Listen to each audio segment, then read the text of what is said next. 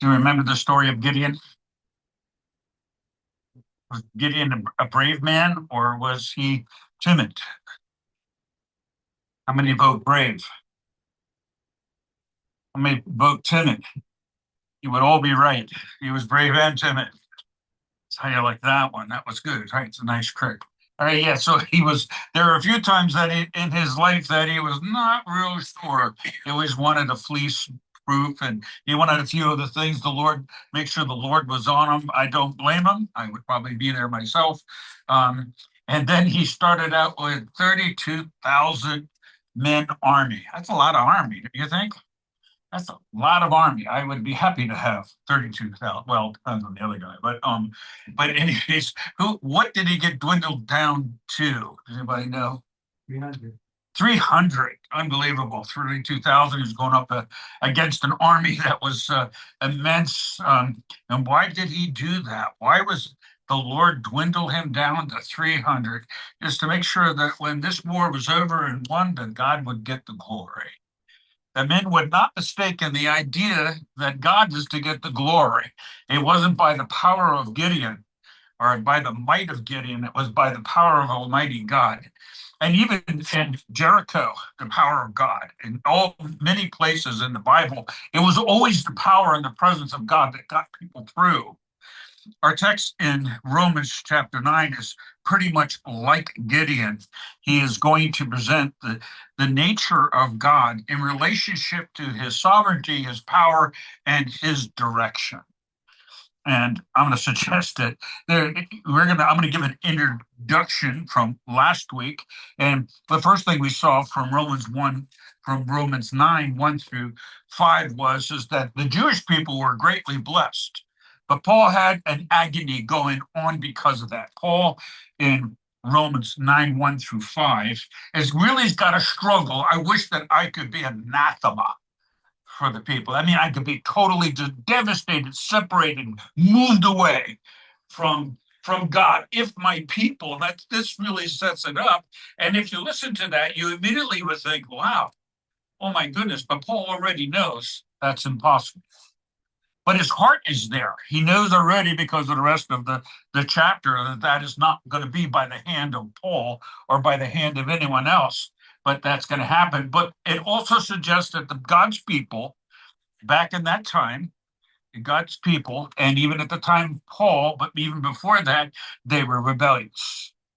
Majority of that running Israelite group was rebellious, and God would take them from their rebellion and punish them at times, and then ultimately, in the dispersion of the people and the destruction of Jerusalem, and he would bring them with the promise that he would bring a remnant back, and he would bring them back. But he did destroy them. And that's a lot about what our story is about in the concept of a rebellious people. And I want to give you a little bit of an outline. We're going to do the introduction part in 9:6, and we're going to talk about this whole thing that we have already seen last week. And then I'm going to page 35. How do you start there? Because I'm serious with Romans that I'm doing here. And page 35, well, really the overreaching idea might be this. Our arguments against God's sovereignty. Have you had any arguments against God's sovereignty? Have you ever argued against God's sovereignty in your life? Have you ever decided that you wish God did not make you the age you were, the size you were, the hairdo you had? Did you ever argue against? Because then what you basically are saying, and our society today, this is basically saying, I don't like the way God put things together. I don't like the timing. I don't like my circumstances. God didn't give me this, and everybody else has these. And there's a lot of that going on. A lot of it going on in our world where God has determined something and put us down a path.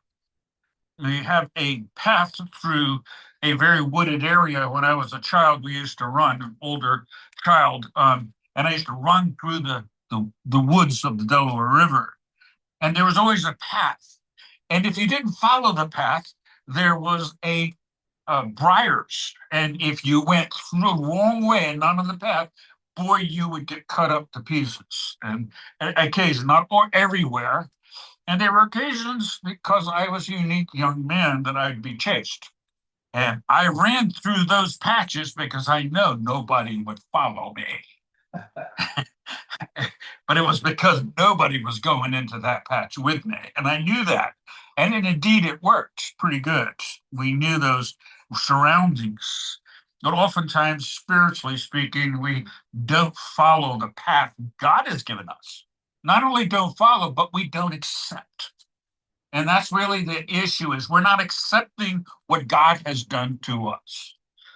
I have long struggled, but I do not have curly hair.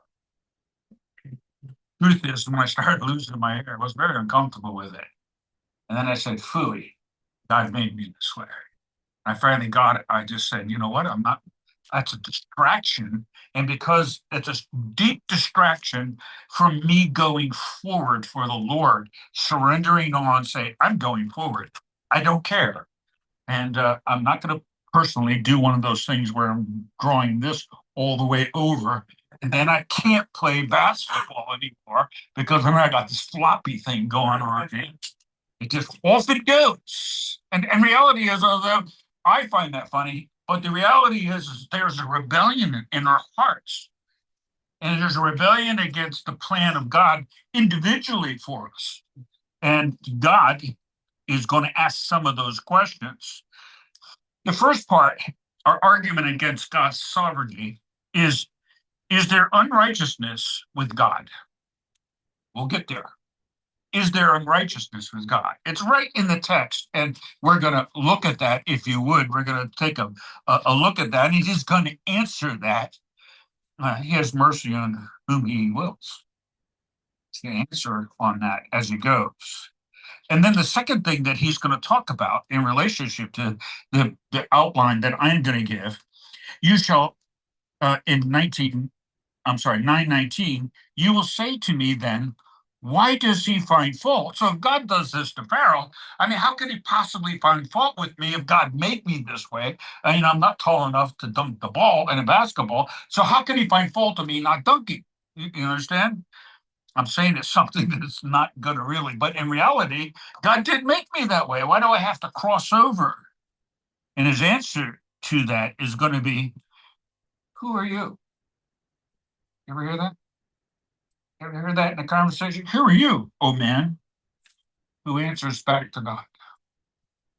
That's going to be his answer. There's a little bit more to it than that. You might not be getting everything, but those are going to be the basic ideas that I'm going to present here as it relates to this. And I want to start off with you, and you'll know with me in chapter 9 and verse 6.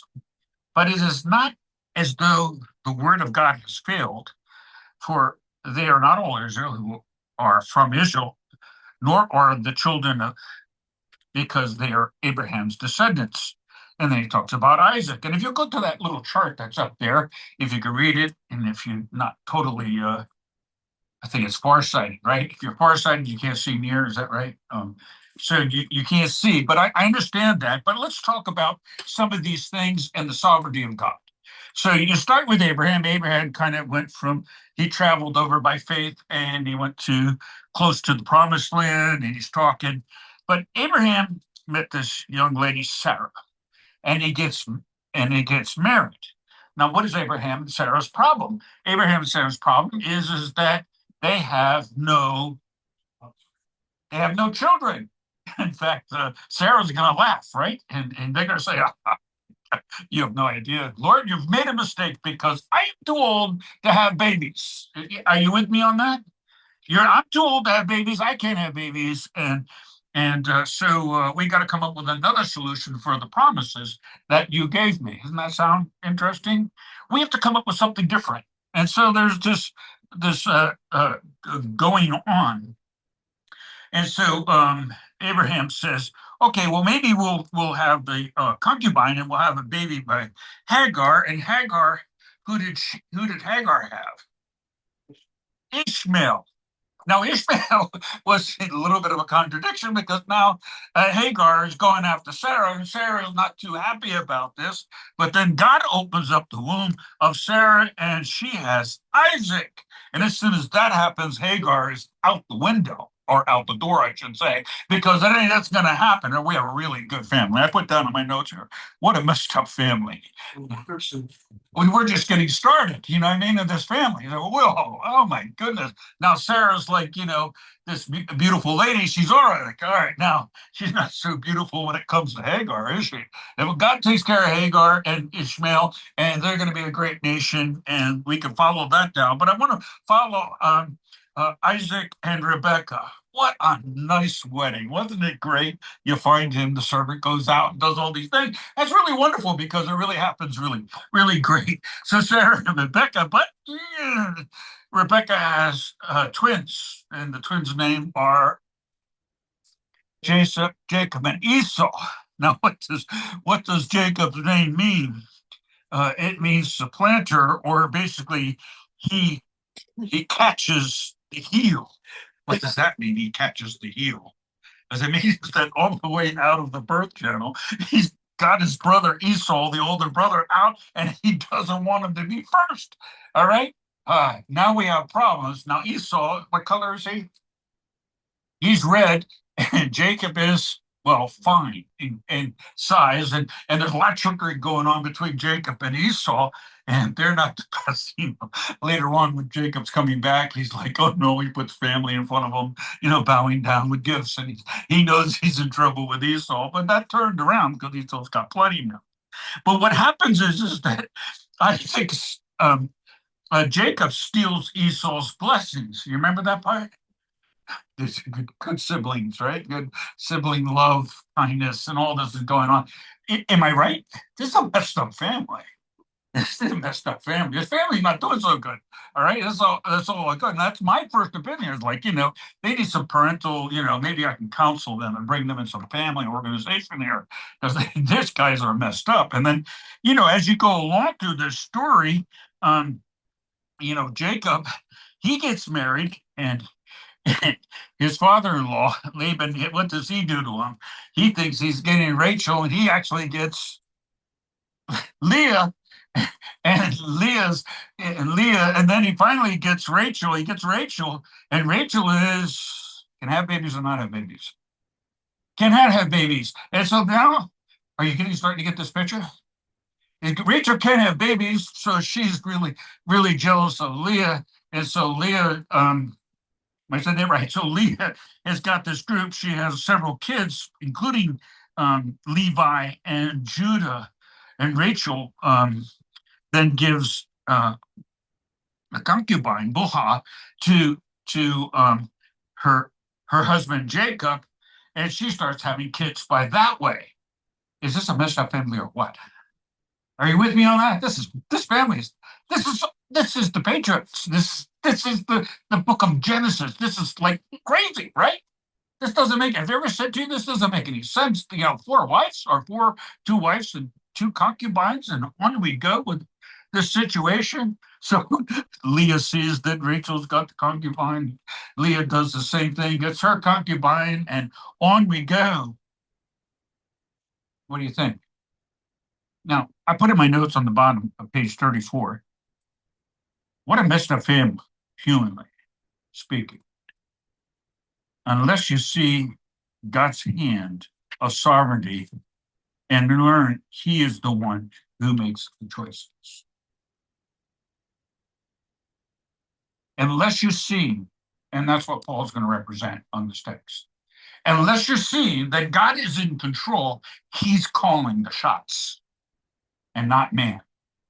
In fact, it's very interesting. If you get to the New Testament, there's a lady who couldn't have children, and her name was Elizabeth. Now look at this. They call this a motif in the Bible. All these barren women having children, and Elizabeth has a baby at an old age. But the next cousin, she has a baby, and she never knew me. What reverse? And I believe that is not by mistake, because God's plan all along to end with a barren woman and then end up with a woman who never even had a husband have a baby. Well, that's miraculous, and that's it. So this particular interest is an interesting statement, and it leads carefully and wonderfully into it. So now we have this statement at the end in verse 12. It was said of her, the older will serve the younger. You got that? How many olders did not serve the younger? How about Joseph? How about David? Was David the first born son, or I don't even remember his number, but he was down at the end somewhere, right? There's all this reversal going on, all this planning, and who did they have to go through? They had to go. David said, "This son, this son, this son, this son, this son, this son," and they finally did it with David, and then God said, "That's the one. He's the one." The pattern I'm trying to show you is that there's a fight. Man is trying to fight in his personal organization of the way things should be. And God has a different plan. Do you ever fight that? The order God had put in your life. I didn't come from a Christian family personally. Other people did. I don't want to fight that. I'm using it for the glory of the Lord. I'm not fighting it. God gave me certain gifts and talents. I'm not afraid of that. If it wasn't for spell check, I would be lost. I can actually understand Greek better than I can English. Readings don't make any sense to me at all. That's my background. I didn't grow up that way. I was a hippie. I smoked dope. And I got saved, and God changed my heart. Why should I argue with that? The sovereignty of God. Why should anyone else argue that? Why shouldn't I recognize the hand of God and He's moving me in a different direction? What's your story? What's your story? God uses this way. That path might be crooked and not what exactly fits everybody else's path or what is normal or what we call should be what it should be, but God hasn't worked that way forever. And He's proven a point by doing this. It's not by man's work or man's purpose. It's by God's. You're not going to design it. In fact, I'm going to suggest to you, if you're trying to struggle against God's sovereignty, you are one tough person that's always discouraged and disgruntled and can't figure out life. So in top of page 35, if I can draw you there, when our life order and purpose is not God's, we decide or think God is not fair. When we think that what direction God has put us in is not right, we deny the sovereignty and the lordship over us, and then we're going to say, this ain't fair. Or, wait a minute, English. This isn't fair. That's right.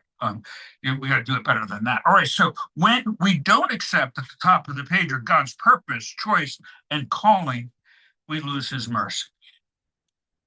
You see, the Israelites, because they didn't do that, and that's in the text both in chapter 8 and in here, when you lose the God's purpose or His direct statement on your life, when you lose that, or when you decide, when you don't accept His choice or His calling to you, you lose His mercy. His mercy is the ability to take the harsh things in life and turn them to gold. Pity. He looks at our poor state and He takes us. And then you sideline yourself. You put yourself on the sidelines. You can't be used of God because He's going to use the people that want mercy, compassion. Now, let me show you that. And that's why I say our arguments, hopefully not your arguments. I'm sure it's not true of everybody, but it's true of some of us. It's true of me at times. So why argue with that? All right. It's like the saying that I've never rebelled against God. I've never said, oh, I don't like my situations, or I think that it'd be better if I was this way, or if God made a mistake when he didn't let me follow the regular way of path that everybody else has. That's the problem. The firstborn or the what? The second born, Jacob, holding on to his brother Esau, and he's coming out of the womb. That's an incredible statement. I mean, look at that guy. He's good. And the rest of his life is trickery, and his father-in-law tricks him. He gets Leah rather than Rachel, and then on and on. It just keeps going. It keeps moving down the path, but it's all done by the sovereignty of God. It's all in here being described to us as that's the way it is. What shall we say then? Is there unrighteousness with God? Because of the former setting.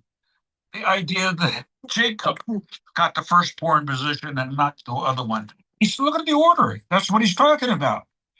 And note with me, though, I kind of messed this up a little bit in order. Verse 11, 9:11 on page 34.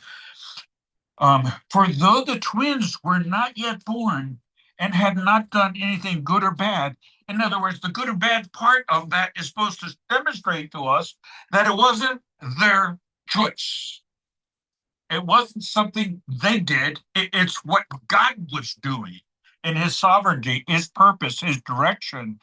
Um, God's, because he said, not what any good or bad, so that God's purpose, look over on the other side, you can get that if you would like, that which was planned on the right side, that God's plan, according to his choice or his election, would stand. It would be true. You follow what I'm saying? That what he said would happen. That's why that story happens. And that's why I went through all that time sharing with you. That's the plan. It's not our plan. It's not what we desire, but it's what he gave. You got to see that. I love it. Not because of works, not according to these people's organizations, these patriarchs, but because of him who calls. It was said of her, the older will serve the younger, just as is written, Jacob I have loved, but Esau I've hated. The love part means because he called Jacob. He called Jacob. He did not call Esau. Who did he call? Jacob's the line. Jacob's the one. He's the one. So now we go over to the next page and we say this, we make these choices here. May it never be, he says in verse 9, is there unrighteousness with God? In other words, God did not follow the human rules. God did not make the firstborn the head. He didn't follow the rules. So is there injustice, unrighteousness with God? And the answer is not, no, it's not. Why? God will have mercy on whom I will have mercy. God's here to tell you, you fight that, you're going to lose. You fight your personal direction and line and path, you will lose. It's not a battle. Go fight the ocean, you have a better chance. Go swim the ocean and fight the tides because you will not win, and neither will I. You will not deter the direction of the living God. He has so planned it, he will do it. And I will have compassion on whom I have compassion. So then, it does not depend on man who wills or man who runs.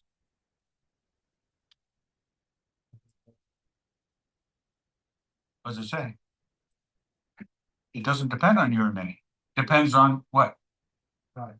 You don't want to miss God's mercy. Believe me, you don't want to miss that. He's a pitiful God. That's what it means. He pities you. He looks and sees that our poor state. That's what we want.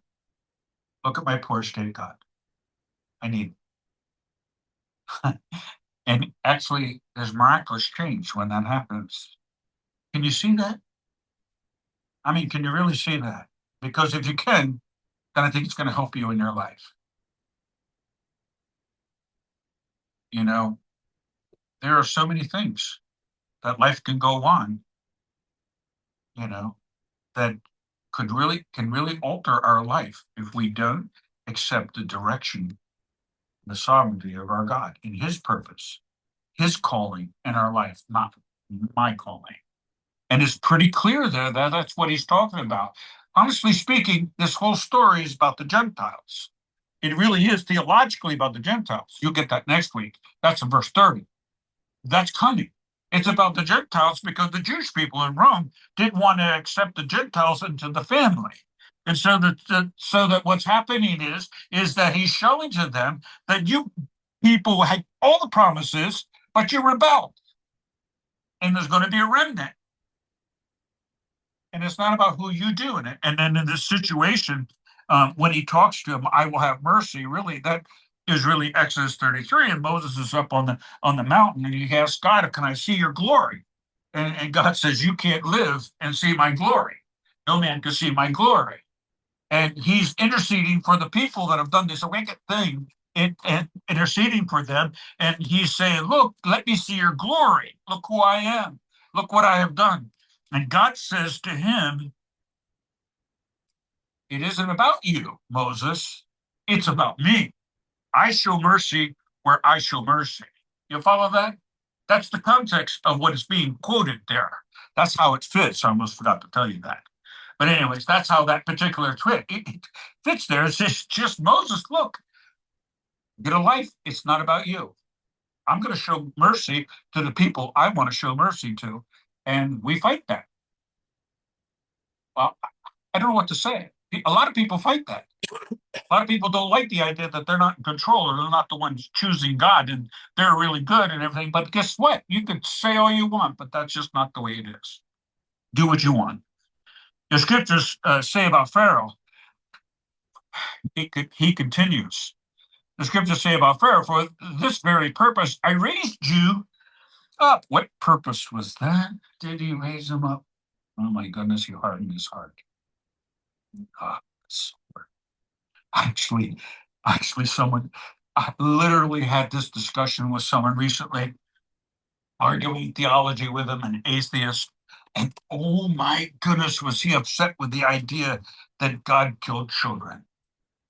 He did that. The Passover thing. Well, this is not the Passover, but this is close to that timing of God is what saying to Pharaoh, you harden your heart. He shows miracles. And why is he showing those miracles? Why is he doing this? Because he wants you and I, and plus those people back then, to know who he is and his power.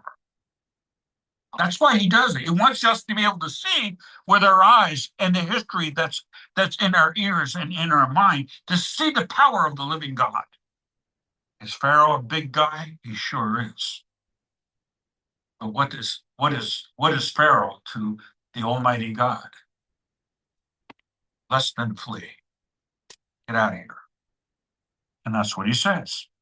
For this very purpose, I raised you up to demonstrate my power in you, that my name might be proclaimed throughout the whole earth. Well, we're going to get an answer to that. Some people are going to argue with me about that in a minute. Here's that's not fair. Oh, hold on a minute. Hold on a minute. So the conclusion to this first matter is there unrighteousness with God.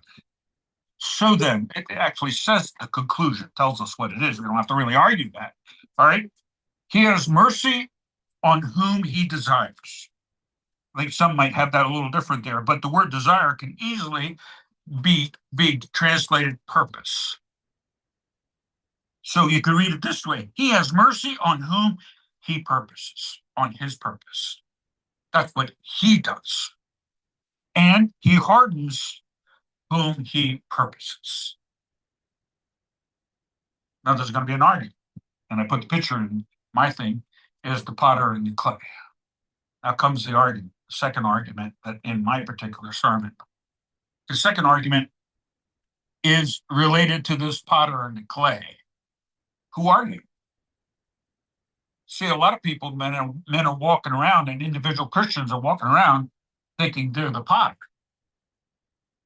I'm in control of my life. I'm going to determine what's best for me, and I'm going to ignore the commandments of God. Are you really the potter? Or are you the clay? It's an honest question. Do you act like you're the potter and you determine it? Or, and I highlighted some things. And so he argues, knowing this is going to happen, Paul in verse 9:19, chapter 9:19, you will say to me then, why does he still find fault? For who resists the will of God? Well, he's got that part right. Who's going to resist the will of God? He understands the people that are saying these things to him. They understand that nobody's going to resist the will of God. You're not going to do it. It's not going to happen. Could Esau or Jacob or David and his older brothers or Joseph and the crew that was behind there and his direction from Leah to Levi being the priest and the direction from Leah, I'm supposed to say, Leah and the tribe of Judah, the coming of the Messiah, the promises that were all given during that time? He says, on the contrary, he asked this question, which can be easily asked to us. I think we can just apply that to us. Who are you? Who am I? Oh man, who answers back to God. How dare anybody dare to do that? You want to stand God in the face? Look at your life, your personal road that you're on. When you try to get off and go a different direction, you disobey God, put the idols in your pocket, put the bad choices in there, and you don't want to do it. Who's in charge? Are you the potter or the clay? I think a lot of people are trying to be the clay. I don't deny that. But we can grab on, and our statements will give us up because we think we should alter the direction of our life. This isn't what we plan or what is not normal. I'm the firstborn son, so I should get the blessing. Does God worry about whether you're the firstborn son or not? In fact, he purposely, through history, changed that so that we would not see that he runs according to man. If you don't get that in here, it does not depend on man who wills or man who runs, but on God who has mercy, and we want mercy. So I suggest that if you're not running with God, you're not going to get his mercy. You can't get, he's not going to be, like the present day parenting where the kid says, I ain't putting the garbage out, I'll do it when I want. And he said, okay, let me take you to McDonald's and I'll get you a Happy Meal. That's all, just be happy, happy, happy. Is that God? Ours, no. That's not the nature of God at all.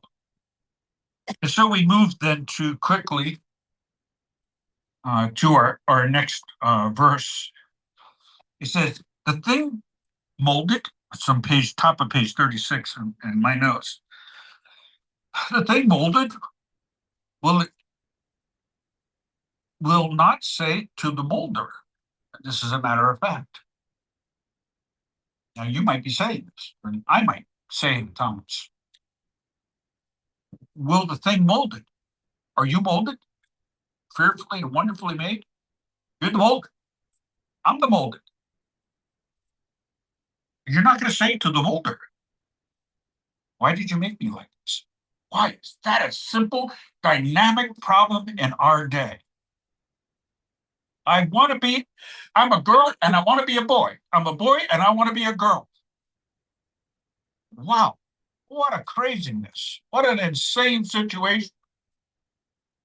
Make me different. Identity problem. But that would be nice if that's the only time we had identity problem. Or does not the potter have the right over the clay to make from the same lump a vessel for honor and another for common use? That's fair. That's his purpose there. I'll tell you what, I'll be honest with you. Sometimes I look at individuals and I would wish them better than what they have. Financially, emotionally, relationships. I'm not like, I want, no. And I have walked some terrible days in my life of serving Christ, some dark days. One thing that God has given me as I've turned those dark days into light days, the will of God. And I don't fight them, and I don't argue with God about what they are. I'm the clay. My responsibility is to stay in the light, to stay there, not to determine or decide how things happen for me. But I want to move forward. I hope you do too. I'm going to take my life and take the stuff in the past and let it go and turn the hurt into the power of the living God. That's what I can do. In verse 22, he says, what if God, although willing to demonstrate his wrath and to make his power known, endured with much patience vessels of wrath prepared for destruction? It was Pharaoh. He endured it. And he prepared for destruction. Pharaoh was on his way. And he did so to make known, look at this, and you could make combinations to chapter 8 and the idea of glory. You remember the statement? Read this, think this with me. I hope you can catch on to this. For those whom he foreknew, in just chapter 8:29, he also predestined and become conformed to the image of his son, so that he would be the firstborn among many brethren. And these whom he predestined, marked out beforehand, he also called them. And these whom he called, he imputed righteousness on them. And those whom he imputed righteousness, he also glorified. Now, note with me, this meant to make known the riches of his glory, God's glory, upon the vessels of mercy. I'm going to be a child of mercy. I'm smart. I go with someone I know I can win a fight with. Guess what? I'm going to fight. If I know someone I come on with I can't win a fight with for a moment, he's 6'4", full of muscles, quickness, fastness. You know what I'm doing? I'm like crazy, man. I'm out of here. I am not fighting that one. I'm not going to fight this because I'm going to lose. I feel the same way about God. I'm going to fight his direction. I'm going to lose. If I accept his direction and his purpose for my life, I one day will be glorified.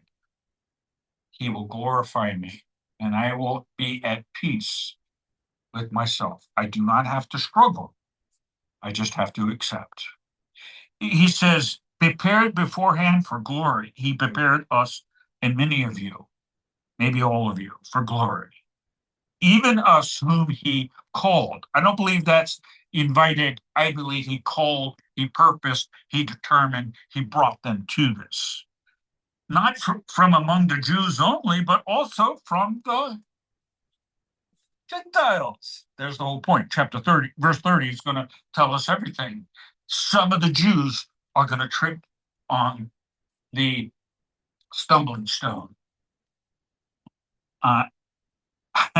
Jose, what's his wife's name? Anybody know what's Jose's wife's name?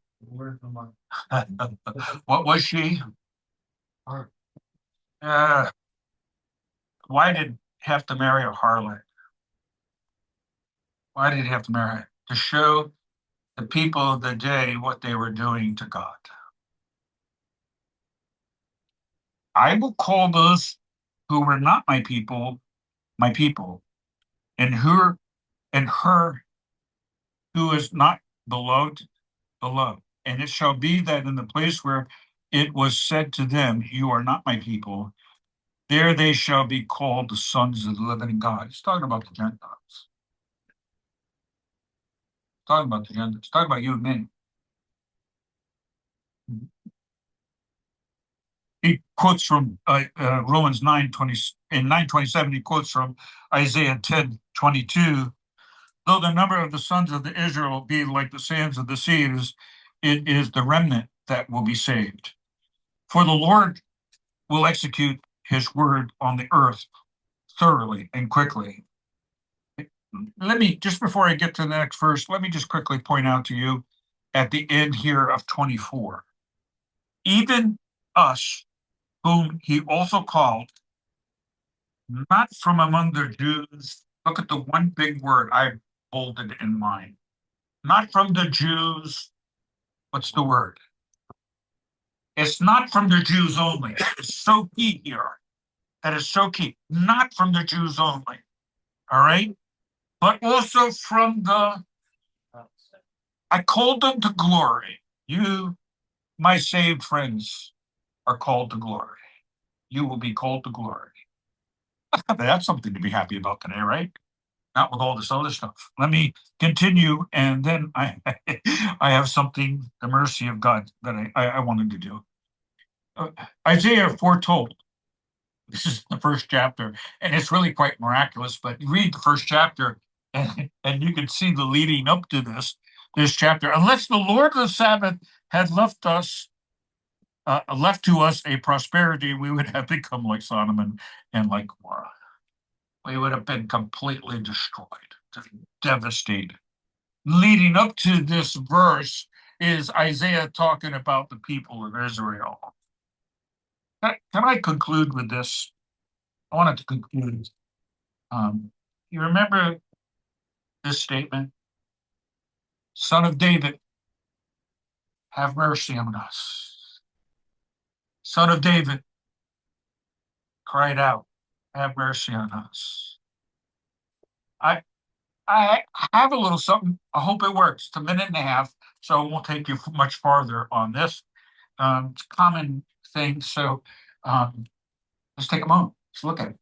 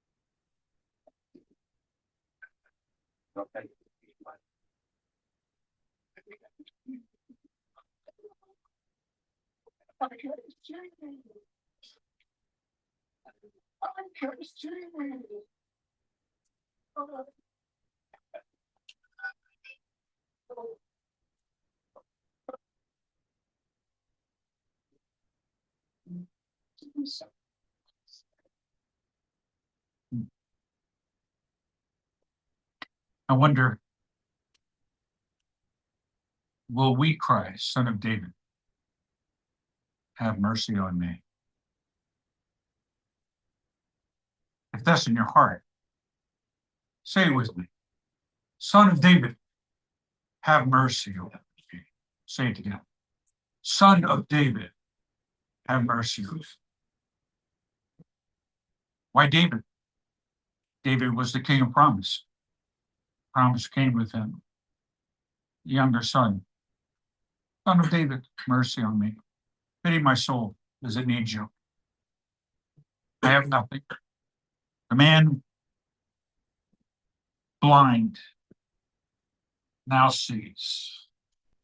Well, man blind now sees. Don't fight the sovereignty of God.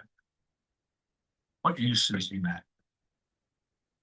Fight it, hold it, accept it, and turn it into the power of the living God by the resurrection of Jesus Christ. Turn it to good. Don't allow it to get wasted. That's what we should worry about. Don't rebel against the living God's direction and purpose in your life. Amen. Let's see.